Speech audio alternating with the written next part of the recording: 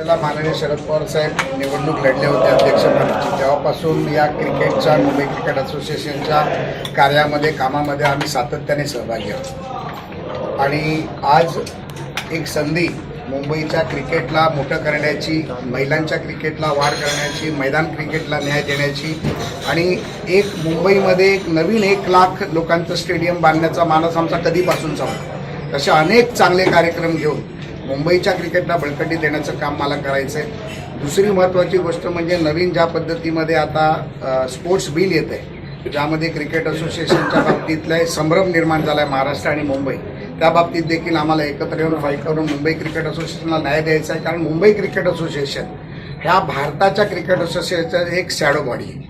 आपण पाहिलं असेल तर भारतीय क्रिकेट टीम जर कुठली पहिल्यापासून पाहिली गेली तर त्यामध्ये मुंबई क्रिकेटचं योगदान मोठं आहे। त्यामुळे या मुंबई क्रिकेटची सेवा करण्याचा माझा विचार आहे आणि त्यासाठी मी आज अध्यक्षपदाचा फॉर्म भरलेला आहे। तुम्ही देवेंद्र फडणवीस आणि प्रवीण भाऊ देखील देवेंद्र फडणवीस यांचे अगदी जवळचे विश्वास मानले जातात, त्यामुळे तुमचा विजय निश्चित असं म्हणा नाही, निवडणूक असते।